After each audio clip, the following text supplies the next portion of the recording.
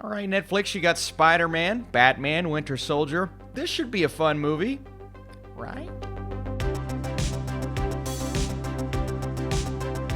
What is up, Netflix fans? Welcome back to my channel. So this film drops on September 16th. It's called The Devil All the Time. Thanks to a screener, I was able to check it out today. We're talking no spoilers. I'm going to give you guys my review, tell you if it is worth watching or not on Netflix, and let's dive into it.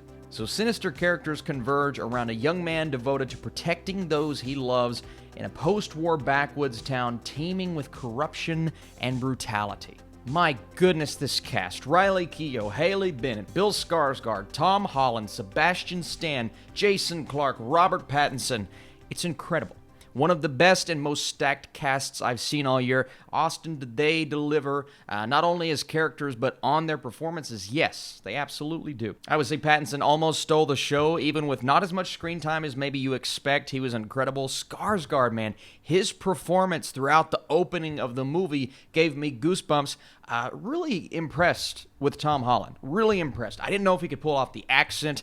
Being from the Appalachian area, this film, should kind of resonate with me because it's around where I grew up, where I lived for 18 years of my life, but I thought Holland did a good job. Maybe not 100% what I would think the accent would be, but I thought he did great. Riley Keough is likable in this strange way, and you'll see once you see the film, as always, but everyone is so good in this movie. But I think the most important factor here is, does the story come together? Well, before we get into that, I want to talk about the tone. This comes from director Antonio Campos, who brought us a movie like Christine, After School. You see this ongoing thing throughout his films where he kind of, he's drawn to darker material, but he's also establishing a tone at the beginning of this film to where you kind of know what you're in for. And I feel as if a lot of people are going to watch this movie and just be pushed away by how brutal and dark and sometimes demeaning it is towards certain characters. It is intense beyond belief.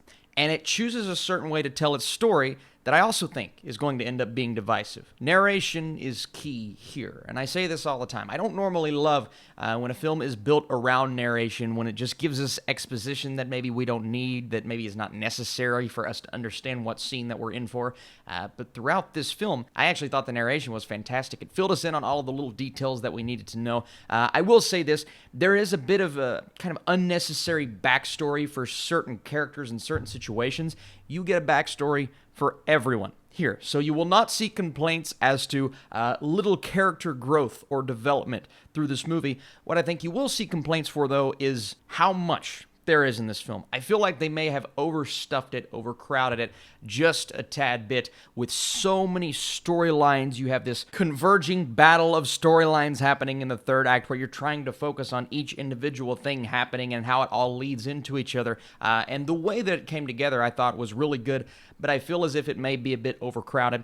That being said, I won't say that I enjoyed myself. Oh, it's a movie I want to go back and watch again today, but it is a film that I will watch again because I was fascinated.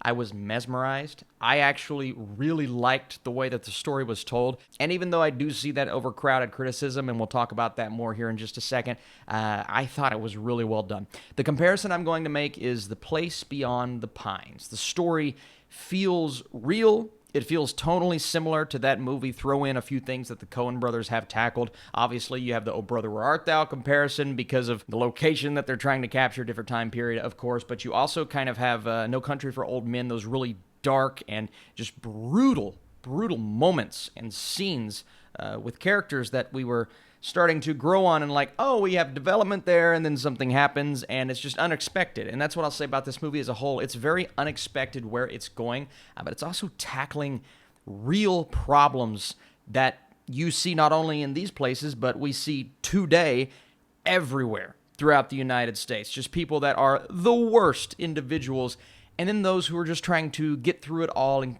try to make up for the past, even though sometimes we are faced with those types of decisions, and we see that in certain characters here. So I thought that was really well executed, well handled. It's a great movie to look at. The cinematography is fantastic. The score, it fits perfectly, and the soundtrack even, playing those old-fashioned Christian songs, the churchy songs that someone like me grew up with, even recognizing some of the lyrics, but then applying it to these situations, I'm like, oh, wow, you wouldn't think that fits so well.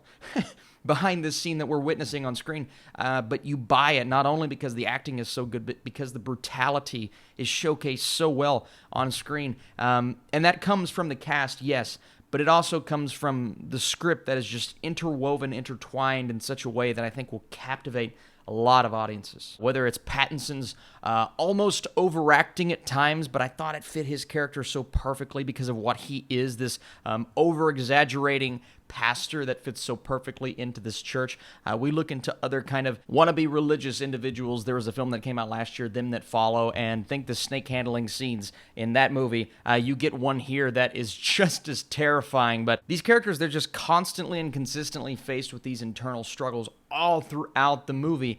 And one ongoing theme I noticed here is that they all feel as if they know exactly what they're doing, and even if what they're doing is terrible, they feel in their hearts that it's right.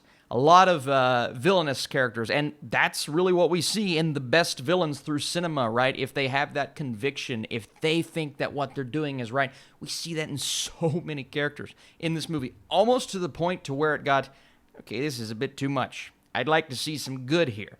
And you get a tad bit of that in a few characters. This movie is way less so full of good people as it is dark, dirty, conniving, secretive, horrible individuals. I promise you, this is not what Appalachia is like. I know it's a period piece. Actually, most of the nicest people I know come from where I grew up, but it was just a fascinating take on all of these characters. An unexpected story, not what a lot of people will anticipate, and I promise you, this film will be divisive. That's just the way it's going to be. But if you're in for a story like this, and you will have to be patient. It's meticulous. It takes its time. A lot of story arcs that take a bit to get there. But once it gets there, I think there was a bit of payoff, and I really like the way that the movie wrapped up. I just love films like this within this genre with these types of characters, and you can't go wrong with this cast, absolutely. So, before I give you guys my score, thank you so much for watching this review. If you enjoy these Netflix reviews and these reviews in general, be sure to drop this vid a thumbs up button. Also, if you're a fan of Tom Holland and Robert Pattinson, as I am. As for my score, I am going a 78%. For The Devil All the Time on Netflix, a very different kind of movie that you're used to getting on this platform, so just be ready for what you're in for. If you guys would like more of a spoiler video from me, let me know. I'm thinking about doing one for this film in particular. Also, if you guys are subscribers, you know we do a live stream every single Sunday at 11 a.m. This week will be different, not only because I'm not going to be home this weekend, but because we're about to hit a milestone on this channel. So be on the lookout. Stay tuned for this week's live stream. It will be during the week. Can't wait to do it. It's going to be special and exciting. Maybe. We'll see. And stay tuned because I have reviews for Enola Holmes, Ratchet, the new Jurassic Park show, and much more. I'll see you soon.